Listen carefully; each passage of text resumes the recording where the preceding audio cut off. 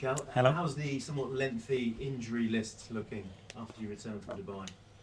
Yeah, we still have a few, unfortunately, in that list that we haven't managed to get back yet. But hopefully they are much closer, and some of them are in a better place than we expected. How is Zinchenko? Yeah, individually, I'm not going to tell you exactly how everybody is, but we are still missing a few. Okay. Anyone due back? I know Gabriel Jesus had that was it knee problem in the Liverpool game. We are touch and go with a few. That's what I would say. Okay. How was the camp? Bit of warm weather, a chance to work on a few things? It was great. It was a phenomenal camp in every sense. We worked really hard in things that we wanted to do. We recharged our batteries. Obviously, the context, changing the environment in a beautiful weather helps. The togetherness and the moments that we shared together were great. So yeah, we feel fully recharged. Did the break come at a good time when you're on a run of form like you've been on? A good chance to hit the reset button and turn a corner? Well, it was. I think it gives us the opportunity as well to look at things with a bit of perspective as well, to analyze what we've been doing, and we take a lot of positives from the first 6 months of the competition. And even though results haven't gone our way in the last few games, when you look at what we have produced in terms of the Premier League with any other team, we are up there. And in terms of improvements for the second half of the season, you're creating opportunities, perhaps not taking them. Is that the focus for you a little bit? Yes, continue to be who we are. You know, defeats cannot make you lose who you are, because if you do that, then you were never who you said that you were. And we have to continue to be ourselves. But there are certain details, certain marginal gains that we have to improve and evolve. And this is the beautiful thing about my job as well, is constantly find the evolution of a team and what it needs to keep winning. I mean, you're not finishing in front of goal. To what extent does confidence become an issue? For sure, that's a big factor.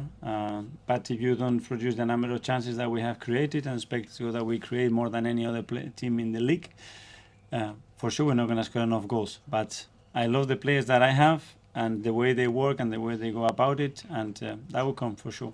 And how important for you is it that Gabriel Jesus maybe scores a few more in the second half of the season? Yeah, but for everybody, you know, we have to share goals. We are responsible for everything, you know. And on set pieces, the goalkeeper is responsible, the striker is responsible. When there is a throw-in, everybody is responsible to what's going to happen that throw-in, and we have to share that responsibility like we always done. After the Liverpool game, you said the chances of bringing in a striker in this transfer window, well, it wasn't a realistic option. Have you changed that opinion, or do you feel the same? No, but the first thing, because I love the players that we have. And Crystal Palace, under Roy Hodgson, he never makes it easy for teams to get by. What are you expecting from Palace, and how much respect do you have for Roy Hodgson? A massive respect, a big admiration for the way he's conducting himself, especially, and the trajectory that he's had. His teams are extremely well organized. They are really hard to beat. He's really good at provoking things that he wants in the game. And tomorrow is going to be a big battle for us, that's for sure. Thank you. Thank you. Go to Alex on the Premier League. Hi, Mikel. Hi. You said the break gave you some perspective. What is the message to your players going into the second half? Keep doing what we are doing, and small margins to improve. That's it. Roy Hodgson in the opposition dugout, 76 years old. Can you see yourself managing at 76? You always ask me that question. At the moment, I cannot see that happening, but you never know. This job is extremely addictive, and when you do it like I do with people that I love as well and respect so much, you never know. It's difficult to find a better place or a better thing to do in your life.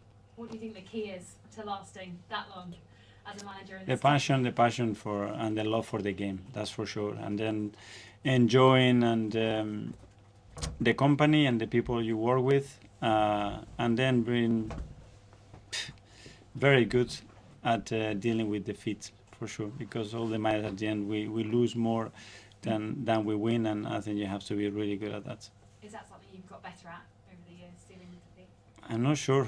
Every defeat, it's extremely painful, but after every defeat, you are closer to winning again, and it makes you a better coach, and it makes you reflect and act and be all the time on the move, and this is what it's about.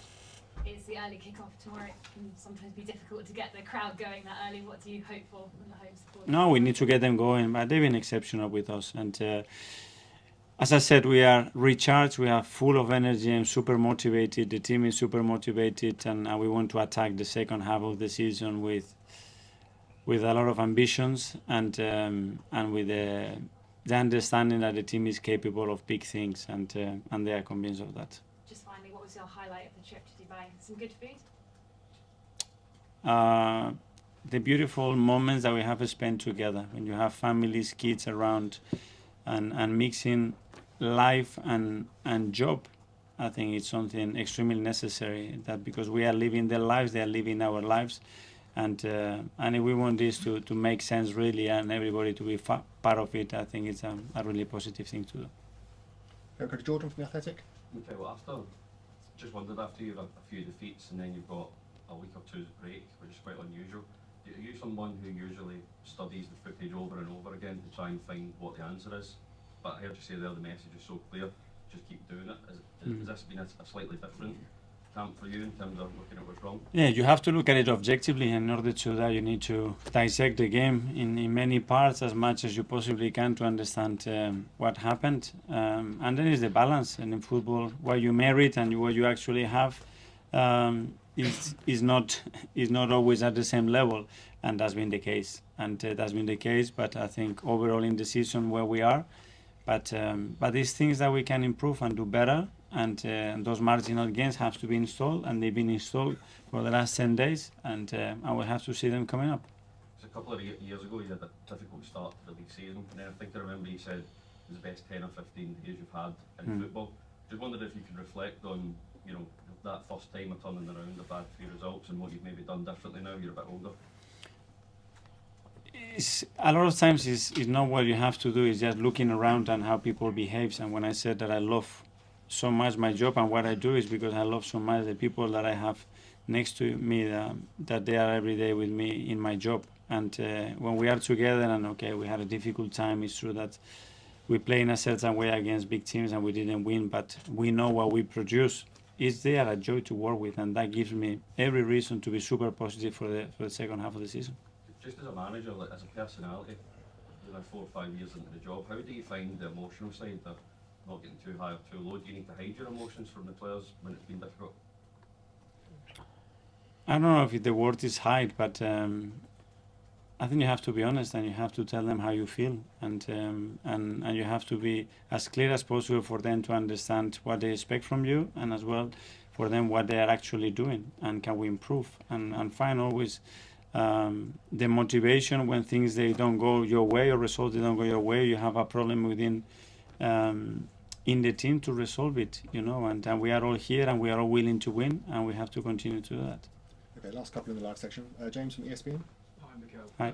You spoke before the break about the goal scoring maybe becoming a psychological issue. So, when you've been away, how do you tackle that? Do you let them switch off? Do you make them practice harder? How do you actually approach that specific psychological element? Changing certain things, analyzing first of all from my side, from our side in the coaching point, what we can do better.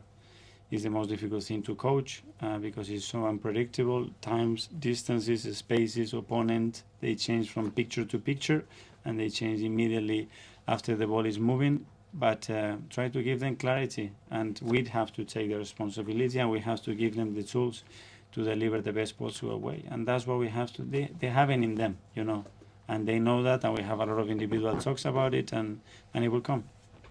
The way you talk there, the sort of outside perception is it's just players missing chances in front of goal, but from what you're saying, it's a lot more complicated. Yeah, and I don't want to give the responsibility to the players. That's what I'm here, and the responsibility at the end to win and to score 3, 4, or 5 goals is there. And the question we said, how do we score 5 goals every game? And that's a question, right? How are we going to do it? And the rest is just there. And we expect it to change it tomorrow. It's not going to happen.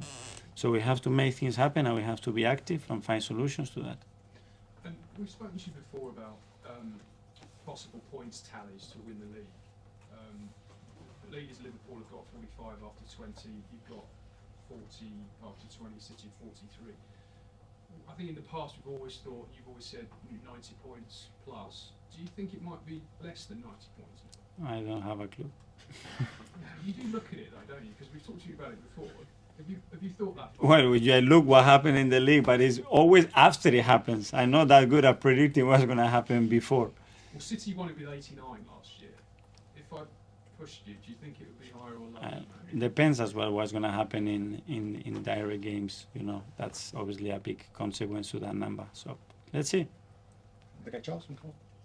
Can I just ask about Emil? There's been quite strong reports today about West Ham being interested in talking about possible loan for Emil. Is that something you can sort of shut down the possibility of that happening this season? I'm really happy with Emil, and he's in the right trajectory, and now he's settled. He's training really well, and you know that I'm not going to be talking about any individual situation.